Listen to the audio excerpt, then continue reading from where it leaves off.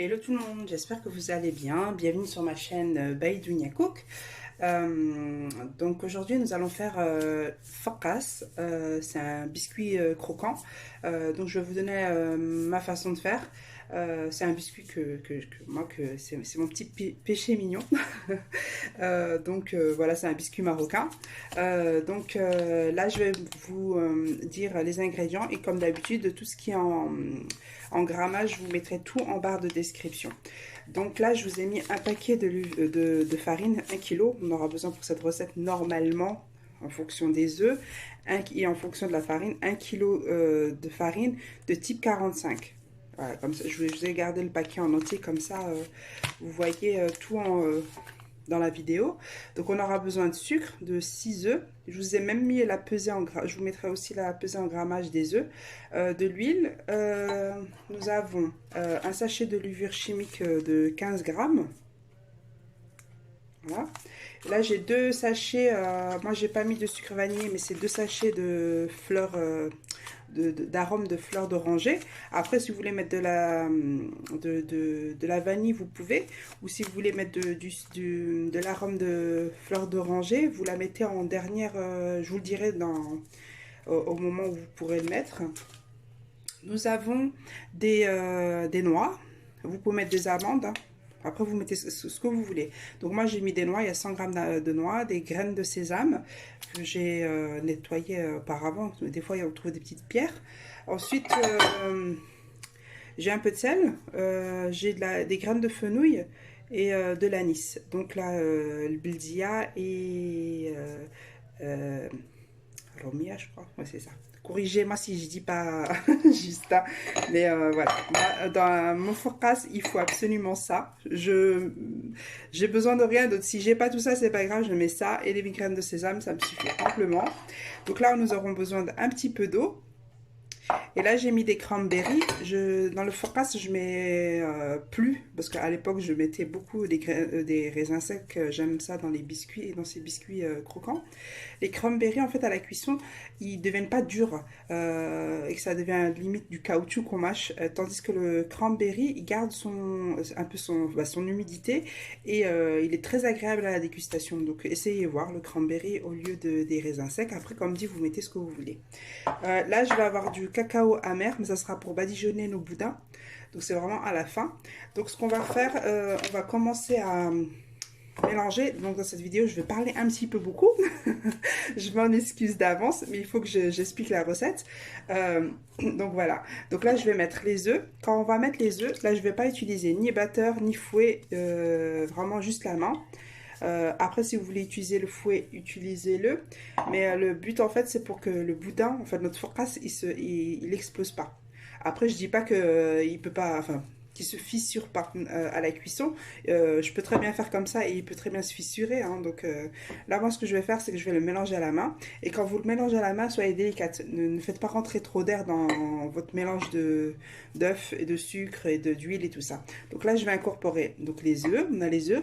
On va y verser directement le sucre. Le sucre, si vous ne voulez pas mettre du sucre en poudre, vous pouvez mettre du sucre glace.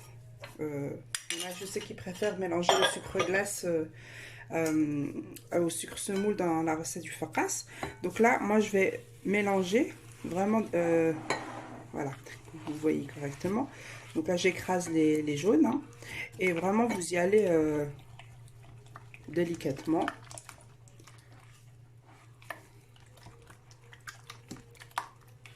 Donc là, je vais mélanger à peu près 2-3 minutes et je reviens vers vous. Donc là, ouais, j'ai mélangé mon sucre à mes œufs. Vous voyez que le mélange n'a pas du tout blanchi. J'ai vraiment pas battu mes œufs, hein. Donc là, je vais rajouter mon sucre aux fleurs d'oranger, à l'arôme de fleurs d'oranger. Voilà.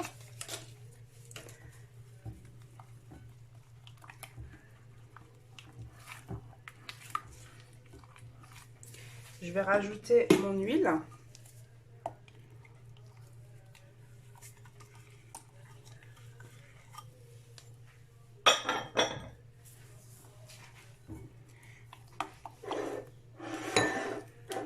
Là, je vais rajouter mon eau.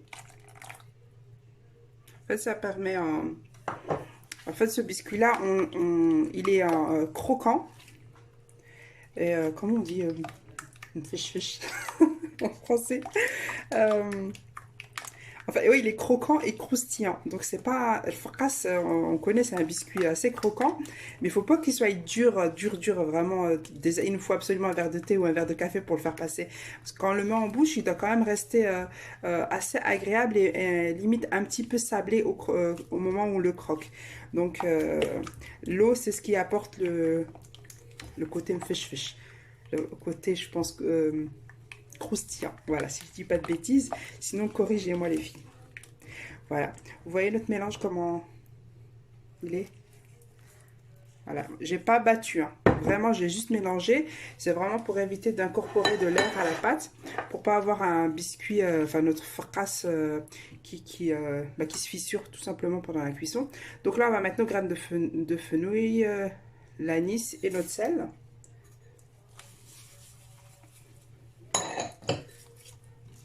Là, à ce stade, on peut rajouter nos graines de sésame.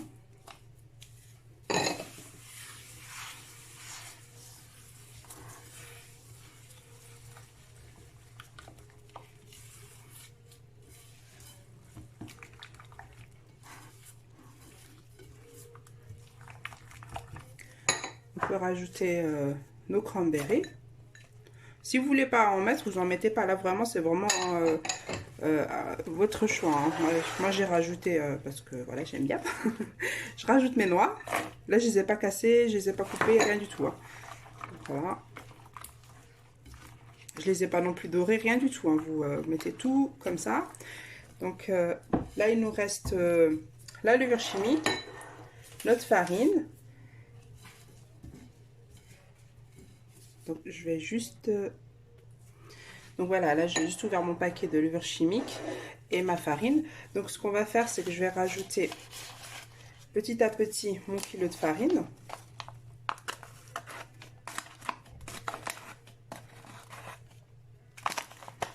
Voilà. Et petit à petit, vous mélangez. Après, comme dit, si à cette étape-là, vous ne voulez pas mélanger, aidez-vous du batteur, hein, mais comme dit... évitez de rentrer vraiment la farine, vous prenez le crochet, vous y allez vraiment doucement. Là, c'est vraiment juste pour vous montrer l'étape du mélange œufs, huile et tout le reste, quoi. Mais après, arrivé à l'étape de la farine, vous pouvez utiliser le crochet, mais au mélange vraiment minimum. N'y allez pas très vite. Moi, quand je mets un peu de farine, là, c'est à ce moment-là que je mets la levure chimique. Que je tamise pas, hein, je le mets directement. Et si vous voulez rajouter un peu d'eau d'oranger, 3 à 4 cuillères à soupe, hein, c'est à ce moment-là également. En fait, c'est tout simplement pour garder au mieux l'arôme de fleurs d'oranger. Après, si vous arrivez à trouver ces sachets-là, on les trouve en général beaucoup dans les boutiques, les petites boutiques orientaux, hein, on vend la viande halal et tout ça. L'arôme en sucre, en poudre comme ça de sucre vanillé, il est beaucoup plus concentré. Moi j'étais au Maroc, j'ai fait mon petit stock. Donc là petit à petit, je rajoute la farine.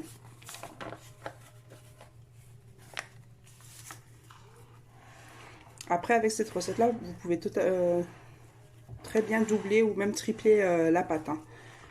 Prenez une bonne que ça bien XXL et vous y allez.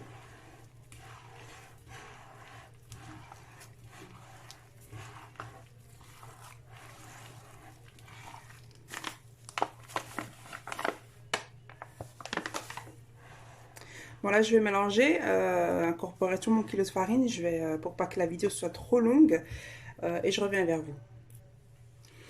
Voilà, là je vais rajouter le reste du kilo de farine. Voilà, il n'y a plus rien, hein. Et à nouveau je vais continuer à mélanger.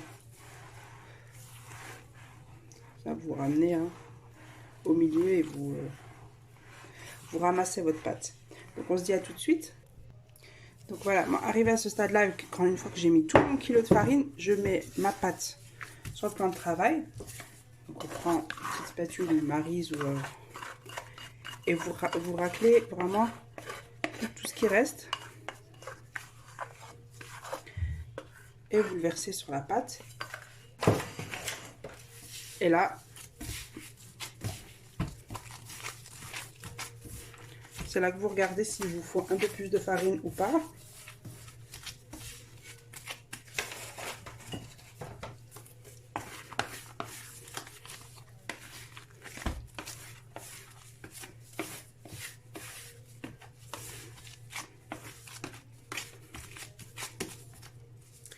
Là, vous voyez, si elle colle un petit peu comme ça,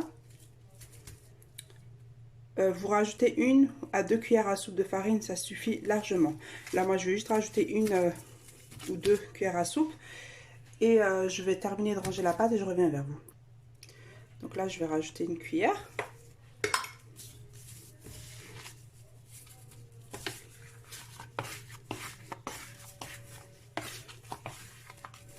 C'est vraiment en fonction des œufs et de la farine, comme je vous avais expliqué au début de la vidéo. Vous voyez, 1 cuillère, ça suffit largement. Donc, il n'y a pas besoin de rajouter la deuxième. Vous mettez une bonne cuillère bombée.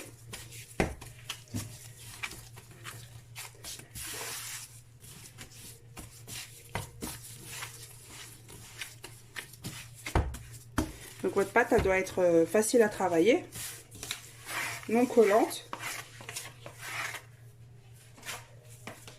Voilà. Donc là, je vais préparer les ustensiles qu'il me faut pour faire mes petits boudins. Et je reviens vers vous. Tout simplement, la pâte, il faut que... Je vais prendre un petit bout. Vous voyez, quand vous allez faire votre boudin, il faut qu'il se maintienne. S'il commence à s'étaler, c'est que ça veut dire qu'il faut un petit peu de farine. Il faut acheter un petit peu de farine. Il faut que votre boudin, quand vous le façonnez, il reste tel que vous l'avez posé, il doit rester tel que. S'il commence un peu à se lâcher, la pâte elle commence à se détendre, vous avez compris, c'est que la pâte elle manque un peu de farine, donc vous rajoutez 1 à 2 cuillères à soupe de farine en fonction de votre pâte. A tout de suite. Donc voilà, là j'ai préparé une plaque avec du papier sulfurisé. On va commencer à façonner nos petits boudins. N'oubliez pas de... Vous pouvez mettre un tout petit peu d'huile, vraiment un tout petit peu d'huile sur vos mains. Moi je sais pas, c'est une question d'habitude. Donc là vous prenez un morceau de boudin, une petite boule comme ça. Vous essayez de faire... là peu importe, hein, parce que de toute façon il va être coupé. Il faut juste qu'il soit pas trop grand par rapport à votre plaque. Donc voilà. Et là, vous faites vos petits boudins. Après, ça dépend de comment vous aimez vos fourcasses. Il y en a qui aiment vraiment le fourcasse très large. Et là, ils aiment un peu plus petit. Donc, c'est en fonction de vous. Hein. Je pourrais même encore rajouter un petit peu.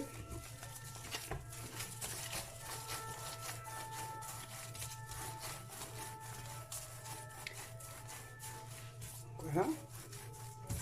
Prenez votre boudin, vous le déposez sur votre plaque, pas collé au bord parce qu'il va gonfler, et vous laissez à peu près entre 2 cm entre chaque boudin. Donc voilà, je vais façonner un deuxième avec vous. Voilà, une fois que ça devient une pâte, elle est pas fragile, elle se casse pas. Voilà, comme vous pouvez voir, elle se tient assez bien. On va rajouter un petit peu. Et là, je vais donc faire des boudins comme ça, traditionnels qu'on fait d'habitude comme ça. Et je vais essayer dans un nouveau moule de faire des plus petits fourcasses. Donc voilà, là pareil.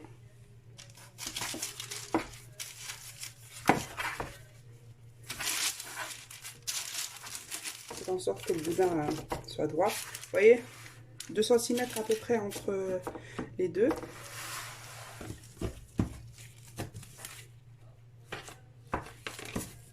Je vais finir avec vous le troisième. C'est une recette, ce biscuit vraiment se conserve déjà très bien. très facile et 1 kg de farine vous sort quand même pas mal en quantité. Donc voilà.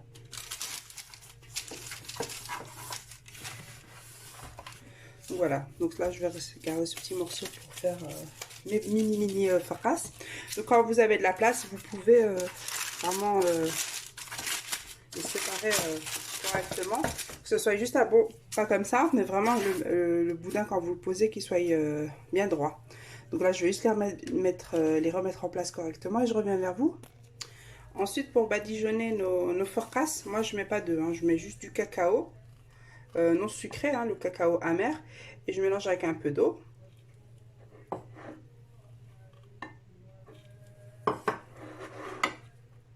Là je mélange et je reviens vers vous. Donc voilà, j'ai fini de mélanger mon cacao avec de l'eau. Vous voyez, faut pas que ce soit trop liquide et pas non plus trop épais. Là quand on va badigeonner, c'est pour celles qui veulent rajouter donc des graines de sésame blanc dessus par-dessus. Vous pouvez, des amandes effilées, vous pouvez. Vous voulez laisser nature, juste avec le badigeonnage comme ça, les laisser nature, vous pouvez. C'est vraiment selon vous et votre choix hein, de comment vous voulez présenter vos fakas. Donc voilà.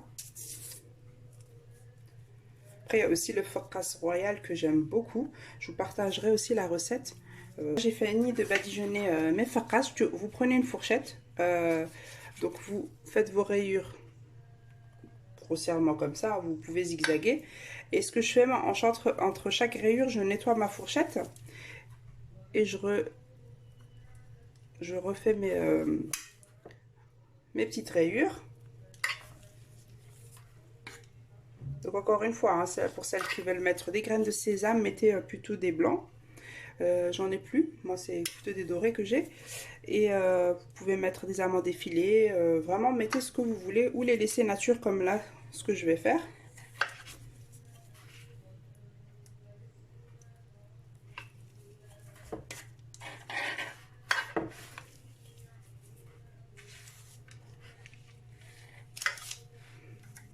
Je vais les faire cuire à 160 degrés. Une fois que j'ai vu qu'elles ont doublé de volume et quand vous touchez que le fakas se maintient bien, vous pouvez les sortir. Et après, vous les laissez ou toute une nuit reposer, refroidir tranquillement avec un torchon humide dessus ou pas. Ou les couper 1 ou 2 heures après. Donc après, c'est en fonction de vous et de votre temps. Donc on se dit à tout de suite. Donc là, je reviens pour mes mini fakas. Je les ai mis dans ces moules en silicone. Voilà, on trouve ça dans les magasins spécialisés en pâtisserie ou sur internet tout simplement. Là, je vais les badigeonner.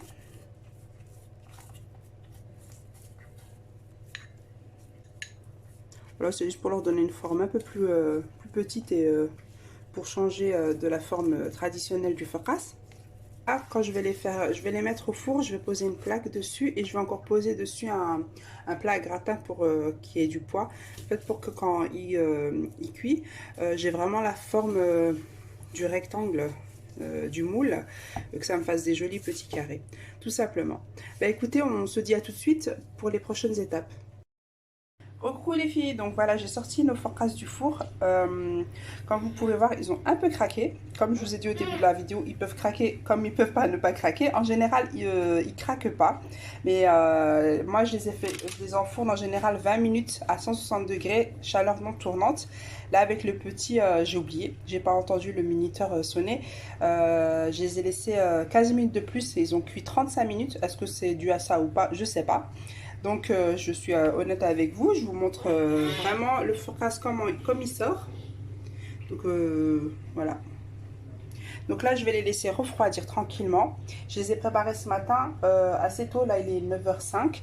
Je vais pas les toucher pas avant ce soir. Donc enfin ce soir vers les 18-19h comme ça. On les coupera ensemble. Et puis là, je vous expliquerai avec les étapes comment couper et avec quel couteau couper et la durée de cuisson une fois de plus quand on va les renfourner au four. Donc on se dit à tout de suite. Bon, coucou les filles, donc là je reviens vers vous pour la découpe des facas. Moi, je mets d'un cutter. En fait, c'est des cutters que j'utilise spécialement que pour la pâtisserie.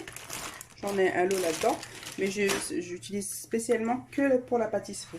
Donc, en fait, ça aide à couper vraiment finement et surtout quand il y a des noix ou des amandes à l'intérieur, on a une très belle découpe nette et précise.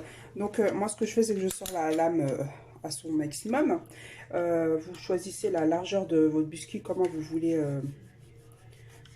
le découper. Ensuite, vous coupez. Vous pouvez très bien couper votre forecast comme ça ou en billet. Moi, j'aime bien le couper en billet.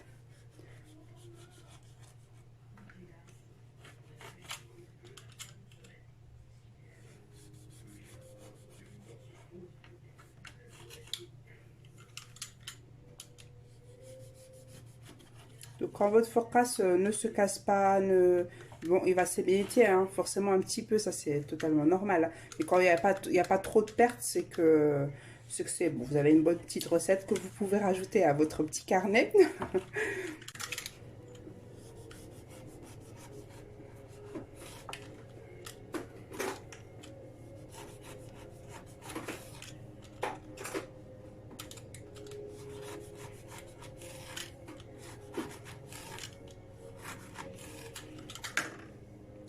Voilà, c'est vraiment juste pour vous montrer l'intérieur du facas.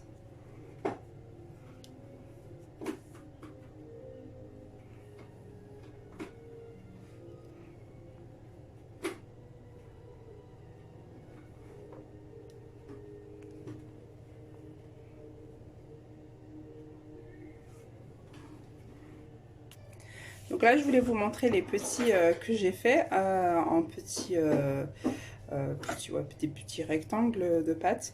Donc là, vous voyez, là, ceux-là, je les ai fait cuire à 100, comme j'ai dit, 160 degrés, 150, 160 degrés, 20 minutes. Et ils ont pas craqué. Vous voyez?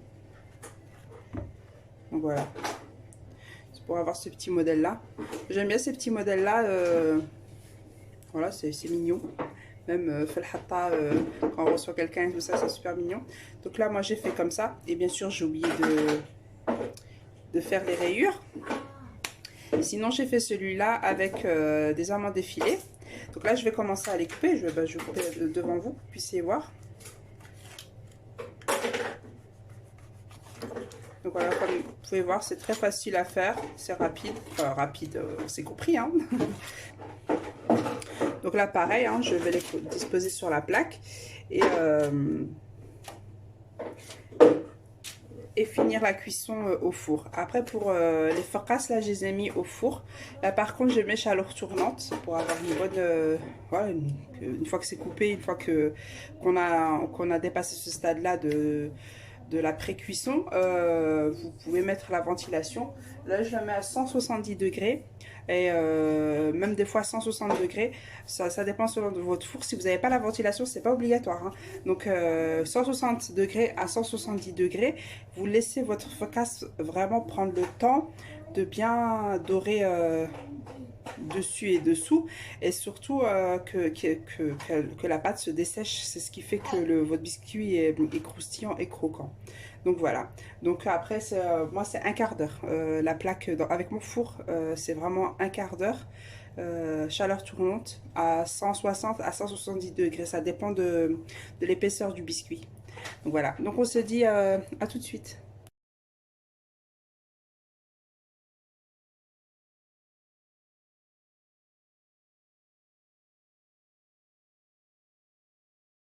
Voilà les filles, nous arrivons à la fin de notre recette.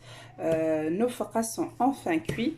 Là, ils sont encore un peu chauds. Je viens de les sortir du four. Ça, c'est nos focaccia coupés traditionnellement. Ceux-là, on les a mis en forme carrée. C'est la même pâte, hein. Donc voilà, j'espère que la recette vous plaira, puis dites-moi ce que vous en pensez dans les commentaires. Donc je vais vous montrer de plus près ce que ça donne. Donc voilà, vous voyez bien que c'est très bien cuit. Vous voyez bien la pâte. Voilà, je vais vous en couper. Vous voyez le cranberry?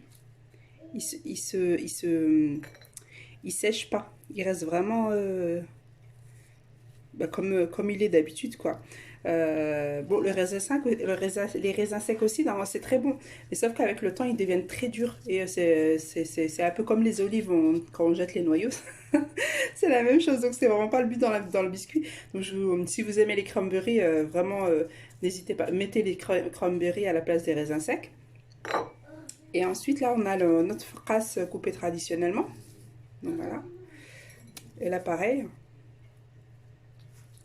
Vous pouvez voir que c'est bien cuit. D'où l'importance de bien faire cuire la deuxième cuisson à basse température et un peu plus longtemps, un quart d'heure, 20 minutes. Après, vous faites très attention que ça ne brûle pas d'un côté et d'un autre. C'est en fonction de vos fours, hein. Donc moi, je vous donne en fonction de mon four. Et puis voilà. Donc j'espère que la recette, encore une fois, vous plaira. Dites-moi ce que vous en avez pensé dans les commentaires. N'oubliez pas de liker, de vous abonner. Et on se dit à très bientôt pour une prochaine vidéo.